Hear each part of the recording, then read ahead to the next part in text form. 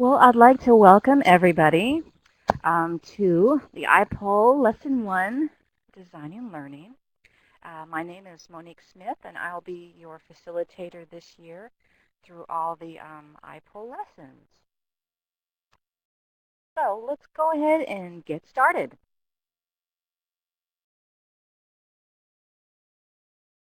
First of all, I want to make sure that everybody can hear me. Can everybody hear me? If you'll just type in chat that you can, I would appreciate that. Okay, great. So let's go over the agenda for today. We have a little housekeeping that we'll go over, and then next we'll go over the competency model. And after that, we'll get into the meat of the DCO today, which I'll discuss with you, designing learning, the basics of doing that. I'll also go over the ADDIE model and show you some examples of how to use the ADDIE model. And then I'll go over what to consider when creating computer-based learning, instructor-led learning, and then how to work with blended learning courses. And then finally, we'll end with some question and answers.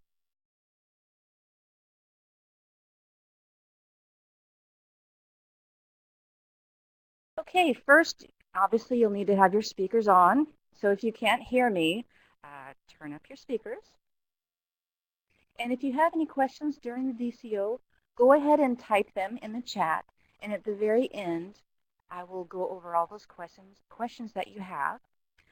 However, I will be asking questions of you during the DCO, so you can go ahead and answer those questions in chat as well. Also, a copy of today's DCO will be placed on the portal after today's session. Before I go on, I'm going to go into the portal page. So if you give me just a minute to go there, I would appreciate that. So just a moment.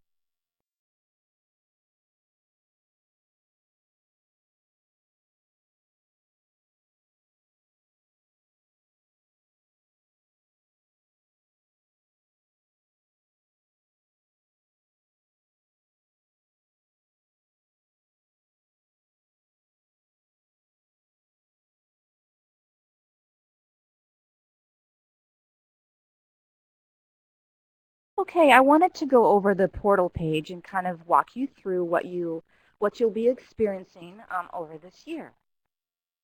So this is the portal page of the place where you will access all the information that you need for this year's course.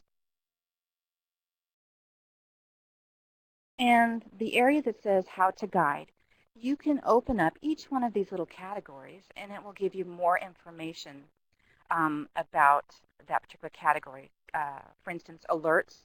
It'll talk about that you'll need to create an alert to alert yourself about the calendar events like the DCOs, when to read, the lesson manual. Next, in this little section called the DCO registration and access, please go ahead and read that. There's also a discussion board that if you have any kind of issues or things you'd like to discuss, go ahead and enter your information here. And finally, you'll have the calendar of events for the year by the month. So it'll go by the month. All right, and the left-hand navigation, and I must remind you that your view will look slightly different than mine. I have a little bit more access than you do, but you will see your lesson pages on the left. So each lesson, lessons 1 through 9, I'll go ahead and select the first one.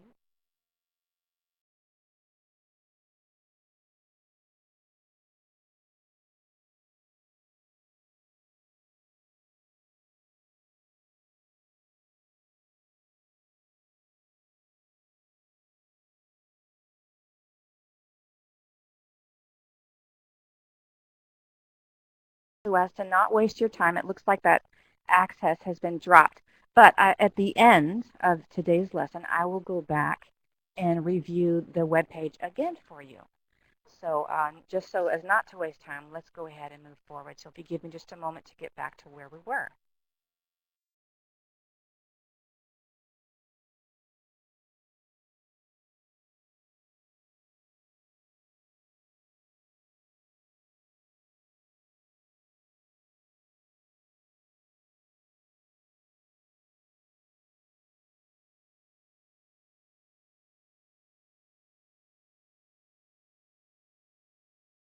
Okay, I'm back. All right. This is the Workplace Learning Professional Competency Model, and I wanted to focus on explaining how this model works.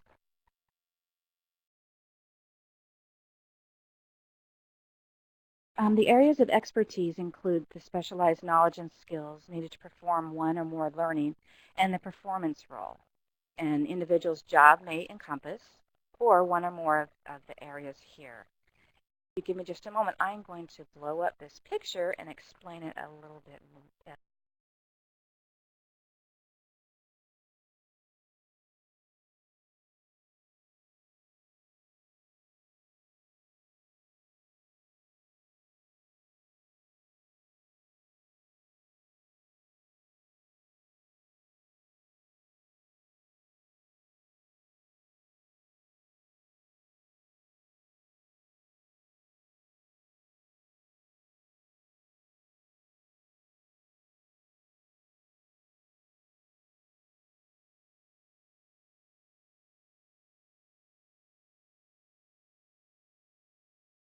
Okay, hopefully you can see the competency model a little bit better than you did in the PowerPoint.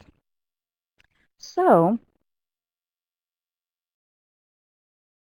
at the bottom here where it says the foundational knowledge, they have it broken up into three different areas. There's interpersonal, there's the business management, and there's personal. And some of these are skills that you will probably get while you're on the job as you learn how to create training or as you learn and grow in the company that you're working with. These are some of the skills that you should try and develop when you are working or working at trying to become a trainer. In the area where it talks about focus, these are the 9 focus areas that ASTD has come up with, as well as the title of the lessons that you'll have for this year. There's the career planning and talent management. There's coaching, delivering training, designing learning, facilitating organizational change, improving human performance, managing organizational knowledge, managing the learning function, measuring and evaluating. Now, granted, this is all from the ASTD model. However, if you're going into to get a master's or even a bachelor's in training or instructional design, some of these topics they don't particularly talk about in college. They won't talk about coaching, but they will talk about the delivering training, designing training. They will talk about measuring and evaluating, and some of these other ones will come through this ASTD model. And finally, at the very top, that's more of a like personal skills that you should try and learn and become knowledgeable about, and that's a learning strategist, become a business partner, project manager, and professional specialist. And as we go through this, let me go ahead and talk a little bit about some of these areas in successful execution. When you're working on several projects, you will definitely need to learn project management skills. Working on several projects at the same time, you'll need to manage your time wisely if you have several projects you're working on. At the same time, you'll need to be professional when you're working with these people as well. SMEs sometimes can be difficult, sometimes not. So you need to have that special skill of working with all kinds of people. On other occasions, you might consider being a business partner, which means that you will have to work out some of the issues dealing with money and financing people, financing the project or a kind of contract. I've been an instructional designer for a few years now. I have not had that experience working in the financial part, but that doesn't mean that you may or may not experience that. That is up there because it does happen from time to time. And at the top, the learning strategist. I was a former teacher, and I can tell you that if I would have taken the design classes before I became a teacher, I would have become a better learning strategist. And you want to think about the learner and your audience when it comes to developing training. Give me just a moment. I'm going to go back to our presentation.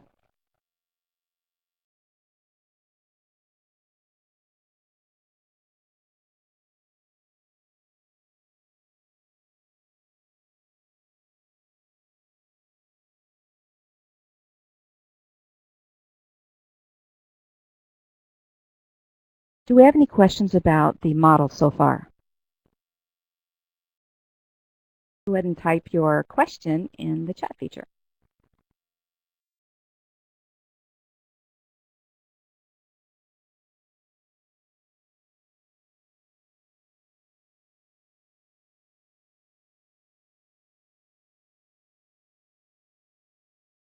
Okay, there's a question that is posted. Will this PowerPoint be posted for downloading, or will the download share box be activated during the session?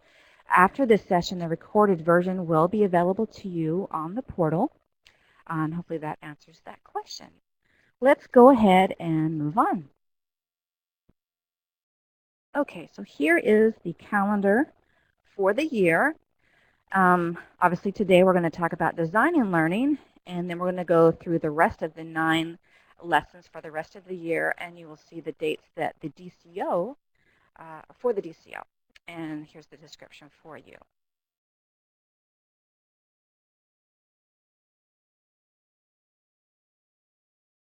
Okay, I first want to start off with a question, so let me get the poll ready for you.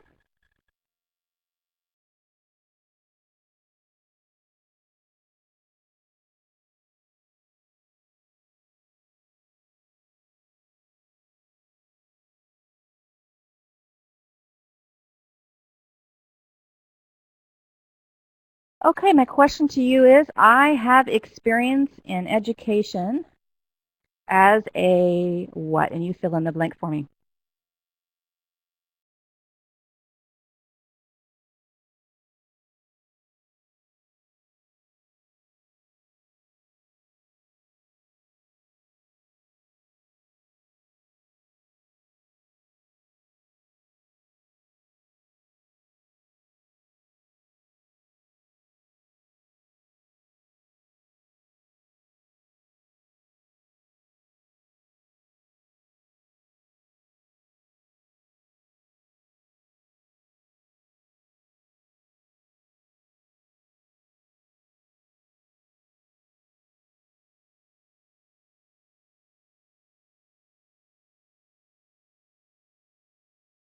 Okay, it looks like most of you had answered the question, and it looks like a good majority of you are instructors right now. That's great. Hopefully we'll give you some ideas for how to be better instructors. And for those of you that are beginning, again, hopefully this will give you some experience going through all these lessons. So if you do decide to become some kind of an instructor or trainer, or creating instruction and training, this may help you.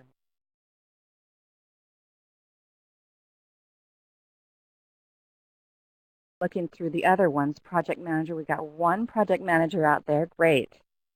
1 curriculum developer, and a couple of other developers, great. I will have a question for the developers here in a couple minutes that I'm interested to finding out information from you people that develop. All right, let's go ahead and move forward.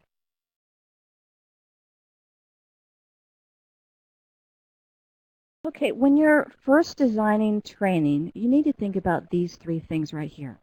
Adult learning theories. You need to think about the learning output. And what does that mean? The learning output could mean, is it going to be a computer-based training course? Is it going to be an instructor-led course? Will this be housed in a learning management system or called an LMS? Will it be a job aid? It could be a number of things. So you need to think about how you're trained, what the output is of the training. And then finally, an instructional design model.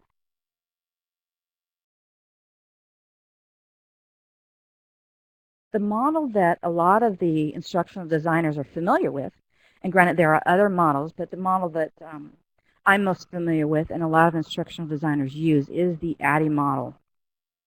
And the ADDIE model stands for analysis, design, development, implementation, and finally evaluation. And several ISD models are named after individuals and institutions. However, the ADDIE model is based and named after the 5 elements that I just described. Most of the instructional designers use the ADDIE model, like I talked about before, as the basis for their work. The model is illustrated in the graphic shown here. And let's go ahead and take a closer look at the model. In the analysis phase is more of a gathering of information. And here's some of the things that you will probably want to find out. Who's the audience? That's probably one of the biggest things. Who is your audience? What is the environment around these learning requirements? What are their current behaviors? What's the outcome? What is the learning gap? What are the types of learning constraints? And these are just some of the questions that you might be asking.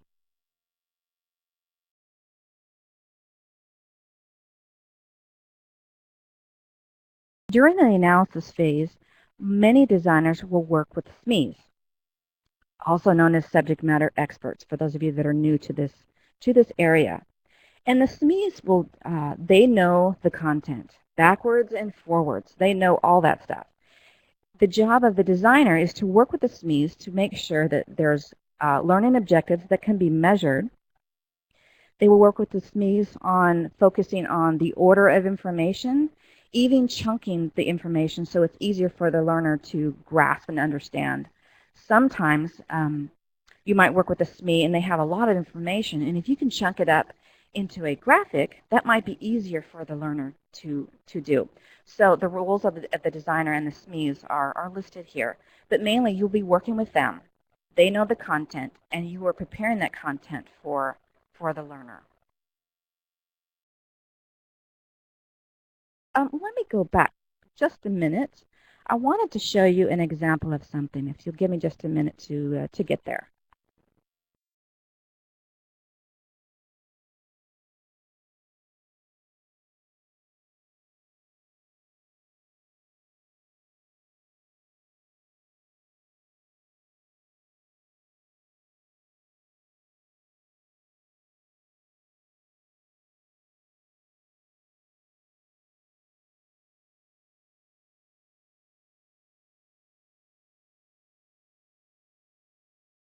Okay, this is an example of a product planning summary.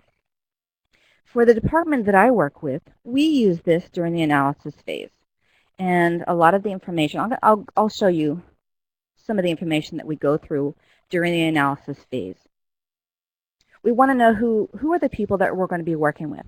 And we'll fill out the sheet, and that will help us know who our SMEs are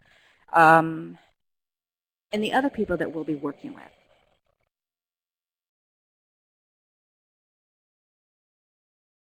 In this area, we will ask the SMEs these questions here so that we have a foundation of information so that when we begin to create the storyboard and the learning objectives, we have something to start with. And so these are interview questions, and other organizations will ask different questions. This is just an example of what the department that I work with, this is what we use to help get us that foundational knowledge that we need to begin designing training. Give me just a moment to get back.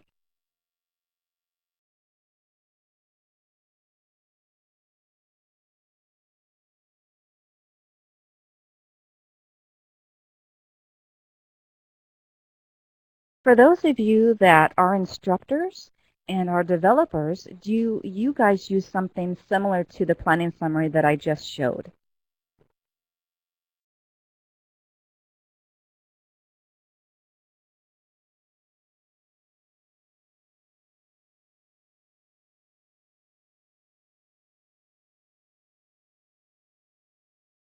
I take it by your silence that you may not go there, so that's okay. I thought I would at least ask. Okay, next in the ADDIE model is the design phase. And during the design phase, you're going to take the information from a project planning summary or an interview sheet to help create the course outline. It'll help you create the learning objectives. probably, well, not probably, you should begin with the learning objectives and then your course outline, not the other way around. You need those learning objectives first. And many times during this phase, you'll create a storyboard as well. And note, it's critical to gain approval at this step. I can't emphasize this enough. If I had a highlighter, I would highlight that first part. It is critical to gain approval at this step. Here is why. When you're going to create the learning objectives and the course outline, if you don't have that approval first and you're already in development, it will take you back days, weeks, sometimes months, sometimes back to the beginning if you don't have that approval and agreement first at this step. It's easy to fix learning objectives and a course outline first rather than going in the development stage and having to go all the way back to the beginning. So please, if you've learned anything today, get your approval from the people that you're working with, the SMEs, your supervisor, whoever it is that's helping you in this process. Without a clear agreement, work done in the development phase, I've told you this before, may be wasted effort. Okay.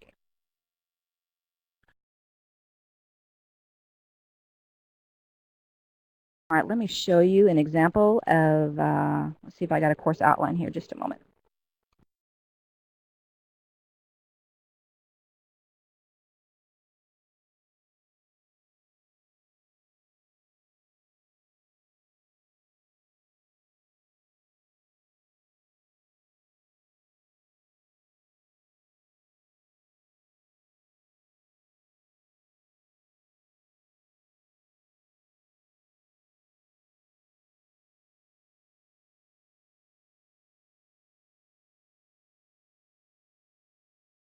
Okay, this is an example of just a very, very basic storyboard.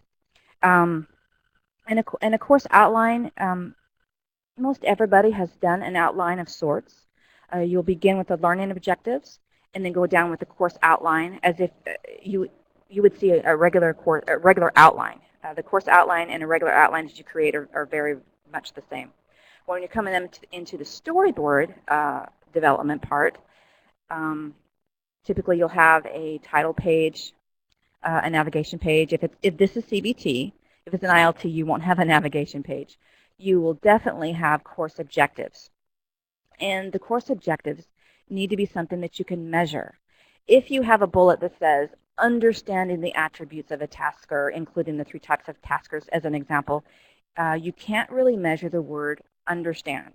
That's why you need to use some of these words like describe, determine, list. These are words that you can use to measure course objectives.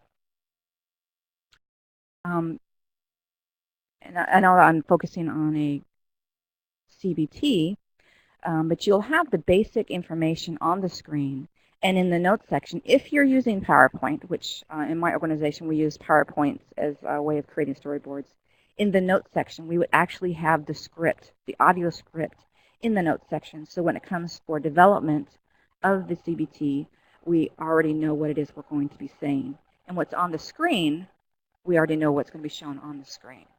And in the notes section, if you have any kind of animation or video or something other than what's shown on the screen, you can write those directives there.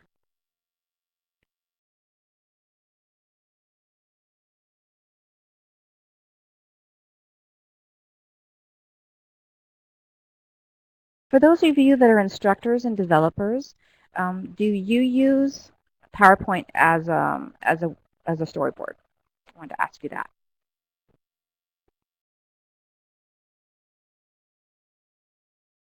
I have one yes. Great. All the time. So I'm glad I'm not alone.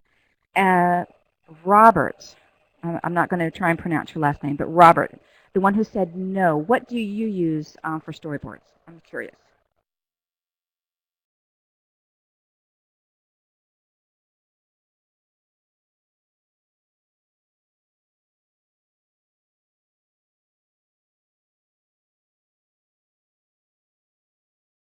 word from Robert. Okay, Robert's starting to type.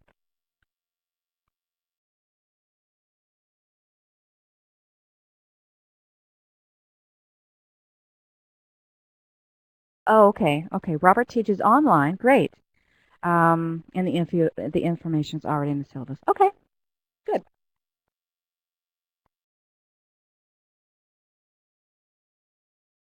All right, common design pitfalls.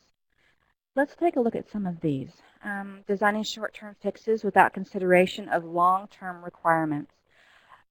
Let me think about an example about this. Short-term fixes would be, for instance, if you're having issues with, let's say, a place where you're going to house your lessons, for example. You want to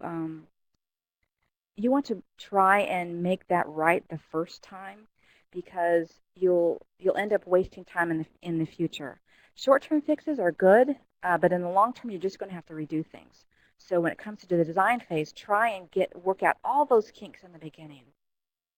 Another one would be not including broad-based SME and stakeholder group to ensure all perspectives are captured. This is another biggie. If you don't include all the right people, all the stakeholders that you need, guess what? You might have rework to do. That was what I was telling you earlier. If there's anything that you learned today, is get an agreement first before moving forward. The next one is designing learning programs and products without involving system experts early in the process. For those of you that work, let's say, in Flash or some other type of software that's new, sometimes that software may or may not work in the system you're trying to upload to. And we're specifically talking about computer-based learning. If that happens, guess what? It could be rework.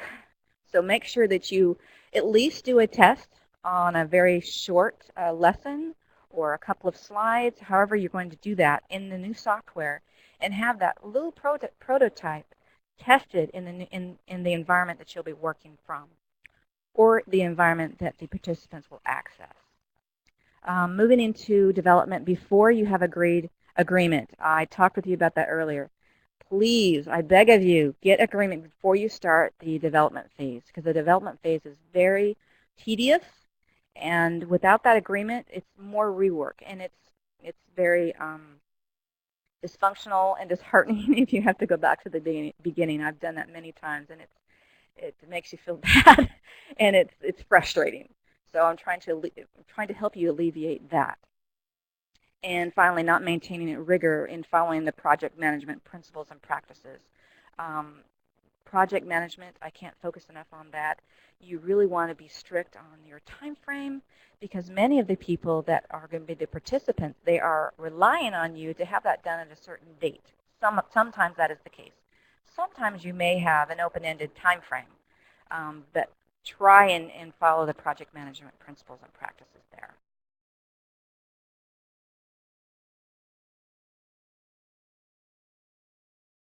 Okay, let me go ahead and ask this poll question first.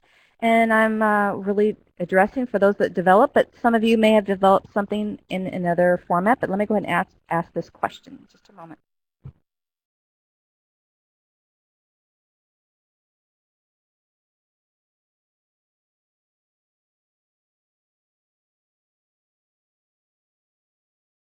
Okay, I have experience as a developer using what? We have Captivate, which is very popular, Flash, which is great.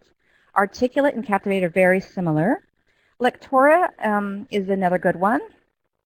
The LMS, also known as the Learning Management System, or Dreamweaver. Give you a minute to respond.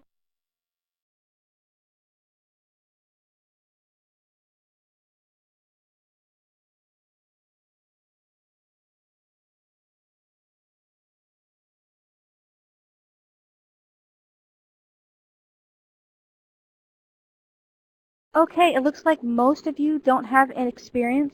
However, if you do have a desire, I can tell you that lynda.com is a great place to go and learn some of these softwares.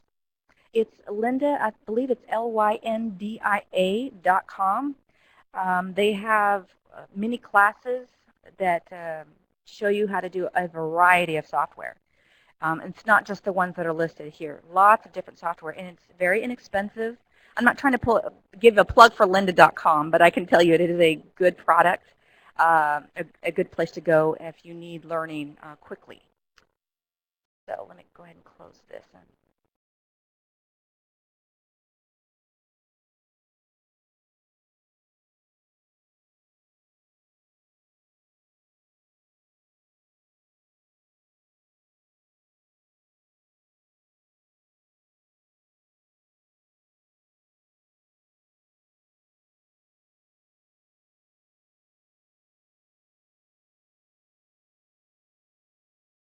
Okay, so during the development phase, and the development phase this is true for CBT development as well as instructor-led development. Typically, once you've done the course outline and you have the storyboard created, you're going to do one of two things at this point. If it's a computer-based training like a CBT, at this point you're going to take that storyboard and you're going to plug it into Captivate or Articulate or possibly Lectora, Dreamweaver. You're going to put it in that format. If you're doing an ILT, your organization may already have a template for printed materials that you'll use. If not, most designers in the government, for instance, will typically use Word.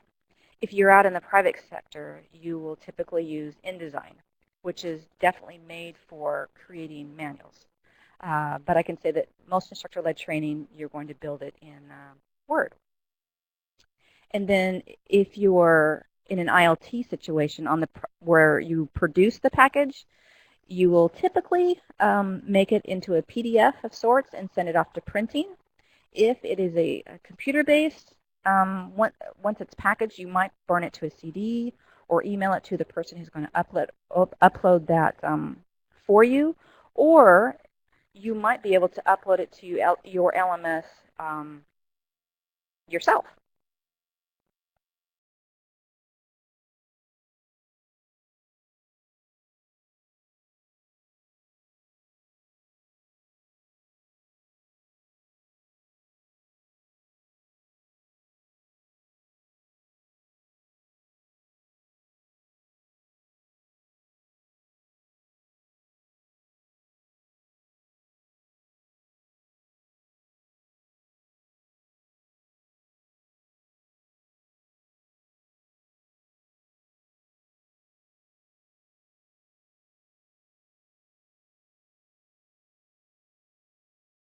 Okay. During the implementation phase, for instructor-led, you'll need to think about the training and the facilitators and the instructors. You make sure that they are equipped with the information. What do I mean by that? For example, if I'm doing an instructor-led package, I will do, once I have everything done and I'm ready to implement it, I will typically do a thing called a walkthrough with the facilitators to show them this is how the course is laid out. Here are the activities, and here's how to do the activities. You'll need to also think about, and this may not be true for all instructional designers, but you probably will think about the logistics of the room. Do you need a computer? Do you need the internet? Do you need any other type of equipment? You may or may not think about that. But as an instructional designer, in general, you should. Some people take care of that outside of our instructional design world. For the computer-based, the CBTs, you'll definitely need to think about uploading that course into the learning management system. You will need to test it to make sure that it works. I can tell you a story. There was a time I did a CBT, I guess it was about a year ago, and we uploaded it to our environment. And everything was working fine, except everything was so small you couldn't even read it. So make sure that you test it, and it works fine. Have that Q&A. Have somebody else from your team look at it, because sometimes another set of eyes is good, because they might catch something that you don't.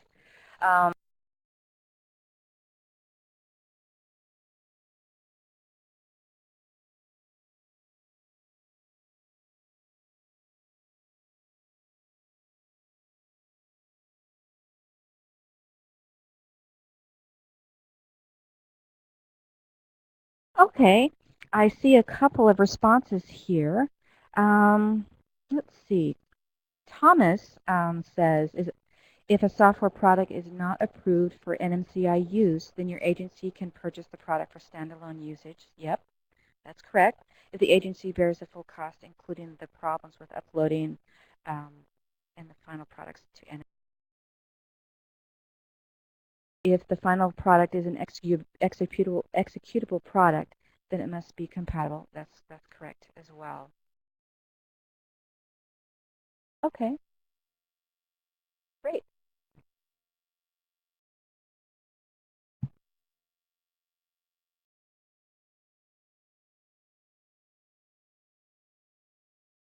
Okay, also as an instructional designer, when you are creating training, you will typically think about formative and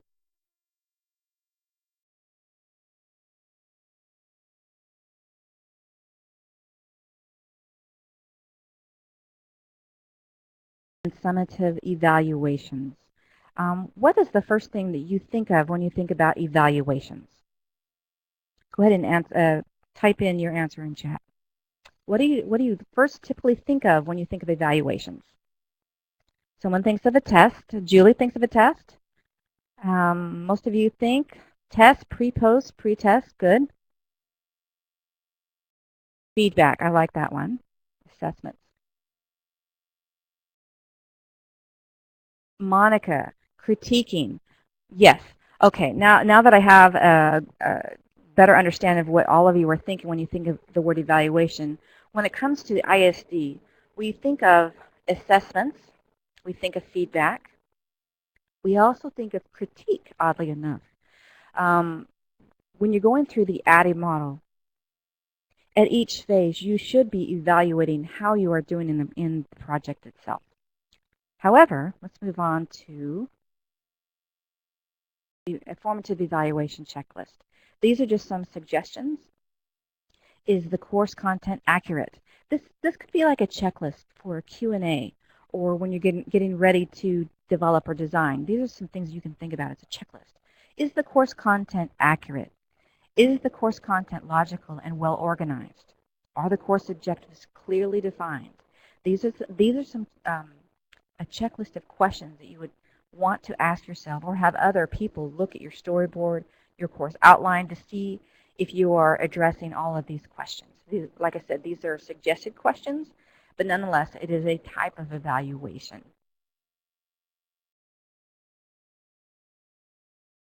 Here's an example. Being that I was a former teacher, this would be a good example of a summative evaluation where you are evaluating the class as a whole and to see areas of difficulty. For instance, here is an example of a test. And this particular test, some of the students were having issues, or yes, with their grade. If your organization has courses that have requirements for a particular grade, this would be important for you to learn and understand. Because if you have a question in a test that you are giving your participants, you may need to go and change that question or word it differently so that people understand it. Or if you are an instructor, you might need to go back and reteach that particular subject or topic to those people so they get it right.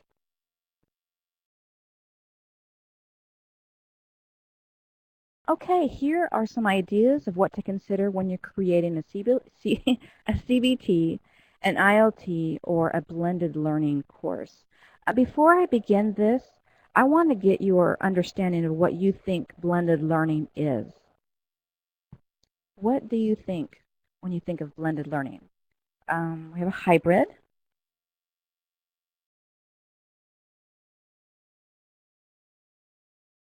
There's internet and classroom instruction.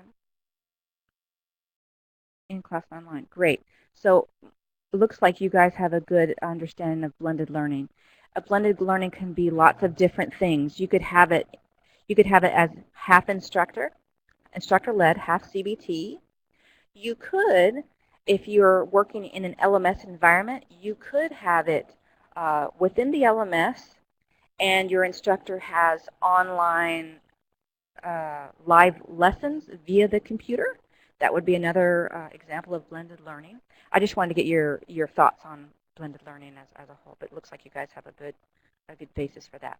So when you are creating CBTs, you need to think about the length of course. And I mean, how long is the CBT? Is the CBT 2 hours long? And this is why this is why I'm talking about this, the length of course. When it comes to uploading the CBT into a particular environment, you need to think about your audience. And I'm saying this because you may have people out in the field, if you will, who are still on dial-up. Imagine those people on a dial-up connection trying to download an hour CBT. It will take them forever. So think about the length of course. If it's really long, I suggest that you chunk that information out into 15 to 20-minute segments and then group that whole course together and upload it as separate files. That way the audience, the learner, can access that information better. So you really need to consider the audience all the time in a CBT environment. You also need to think about the interactivity. How many times have you gone through a PowerPoint presentation and you don't see any color but black and white? It can be very blah, very boring. You might have your people fall asleep. And is learning occurring during this? Probably not. Not to say that it couldn't, but many people need to have a variety of things to do. And so interactivity is extremely important. We did talk about 508 compliance for those people who have those needs. Make sure that you have that closed captioning available. Make sure that you have the audio available as well. Those are the two key things right there. When you're creating instructor-led courses, also the length of the course is important. And there was one thing I forgot to mention. When you're creating a CBT and an ILT, and you're talking about the length of the course, if your course, let's say, is 40 hours, meaning if your CBT is 40 hours long, so a whole week, or an instructor-led is a whole week long, that will also determine how long it's going to take for you to develop it. Typically, and this is not true for all, but typically, if for 1 hour CBT class, it will take you at least 400 development hours to do that. For an ILT, it's much less, but think about that when you're creating CBTs. I'll say that one more time. For 1 hour of CBT, it will take you at least 400 development hours to create that 1 hour. It's a lot of work, so think about that. Again, let's go back to the ILT. The timing of the material. When you're having somebody teach what you have created, make sure that you allow for breaks. Make sure that you allow for the flow of information appropriate for whatever it is you are trying to produce. Also think about the printing of materials and how long it takes to print. For instance, I believe in the department that I work with, the minimum is at least 4 weeks you need to allow for printing. So for instance, if somebody gave you a project, an ILT course, and the course is going to be printed in, let's say, March, I would need to make sure that my course is completed in February so that there would be enough time for printing. Also, you'll need to consider the instructors that are teaching this class. Do they have the ability to teach it? If they are new to teaching, you will need to provide them some examples on good habits when you teach, kind of like a how-to guide for instructors. You'll need to provide something like that because if you have a person who's never taught before, not only are they nervous about teaching, but they need to have some kind of a teaching instructor Bible, if you will, to help them get through until they're comfortable. You also need to consider exercises. Exercises helps with learning. And finally, the blended learning. You'll need to know up front, if you can, the instructor's technical knowledge. You might have a person who can instruct really, really well face-to-face, but if you put them in an environment of, let's say, a DCO or blended learning, and they don't know how to run a DCO or a web conferencing or an LMS or learn how to work in an LMS, that will be an issue for them. So they need to have some instruction and they need to learn how to use that blended learning for those that are new, which goes into the next point. How will the course be taught? You also need to consider, and this is a shout out for those people who are in Hawaii. If you are in Hawaii, go ahead and type your name in the chat. I want to see how many is in Hawaii or out of the United States. If you are out of the mainland, please type your name below. Michael is in Hawaii. Who else? Claudia is out of the country. We have a few that are out of the country. Great.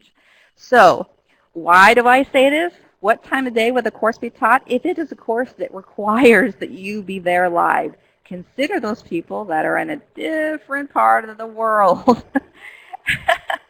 Because we want to make that time available for all. Again, when you're creating training for anybody, consider your audience, please. You'll also need to consider the audience's internet connection. Are they on dial-up? I always recommend go with the lowest denominator, meaning if you have at least one person who's on dial-up, that's your basis.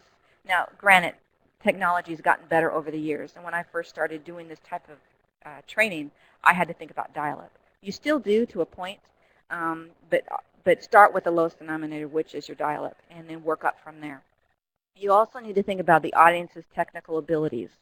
You might be creating training for somebody who's in their, let's say, and I don't want to offend anybody, but somebody who's older and maybe not as computer literate as some of the older participants. Think about those people. If it's really technical, you may need to have some type of kickoff meeting, like, this is for a different course. You may need to have a kickoff meeting for those people who are unfamiliar and show them how to use the environment that they will be learning in. We have somebody from Russia. Oh, you weren't kidding. That was funny, though. Guam. You guys are great. All right. Okay. Before I close for the day, do we have any questions?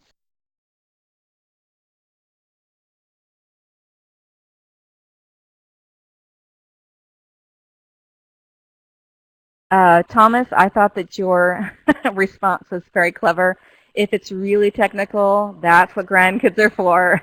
That's great. I love that answer. Any questions about today's information?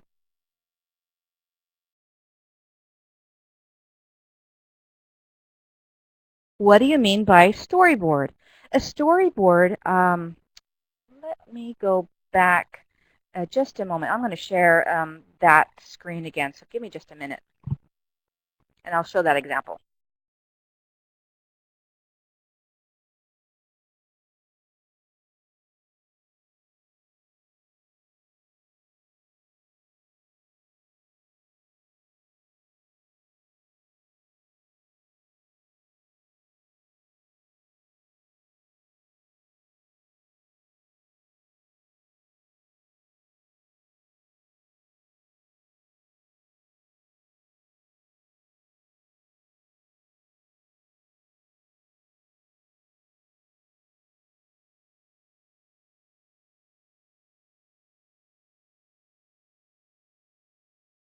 Okay, this is an example of a storyboard, and let me describe what happens before the storyboard phase. Before you get to this phase, you already have established what the learning objectives are. You have already created a course outline, a very detailed course outline, and you will take the course outline and learning objectives and create a storyboard. For computer-based learning, the storyboard can typically be created in PowerPoint. For instance, this is an example of a storyboard that I worked on a while back. So here's the title screen. Here's the navigation page for the environment that the participants will be working in. If you're creating it in PowerPoint, you may not be as visually detailed at this stage until you go to the prototype. But here you will have basic information. For instance, you're going to have course objective slides. And then you'll go into the actual meat of the course. And what you don't see is the notes section in PowerPoint. In the notes section, I will typically have the audio script for the CBT there. And then what you see on the screen is what the learner would see.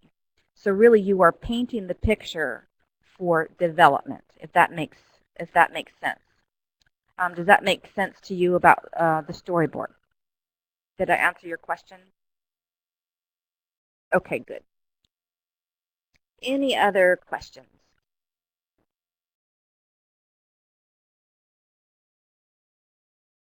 The recorded version of this will be available in the portal. Yes.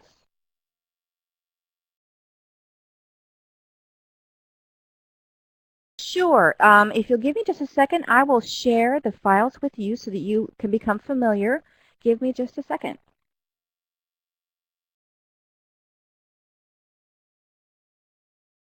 Here are some examples of the files that I used today. And for those of you that are interested in becoming instructional designers in the future, if you would want to create a fake class beginning to use some of these files that I've given you, I would be happy to evaluate it and help you through that.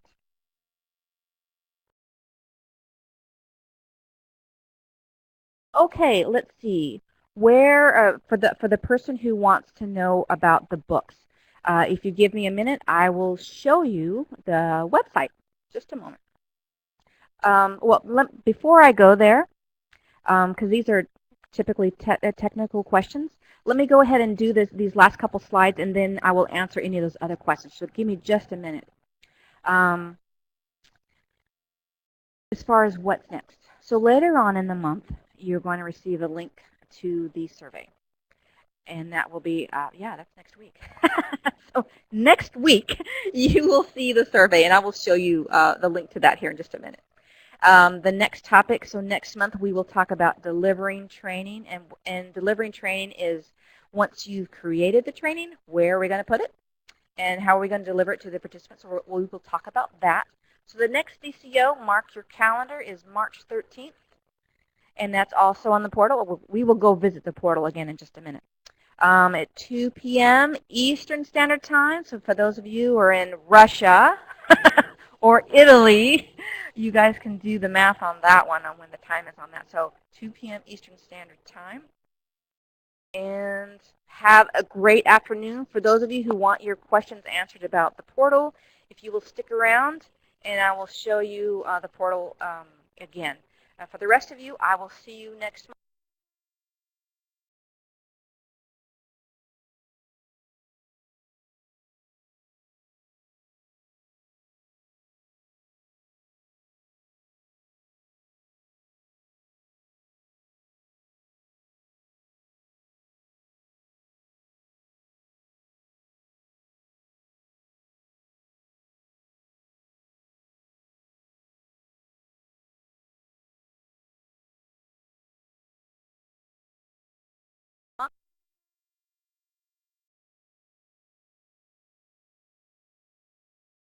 Have a great afternoon.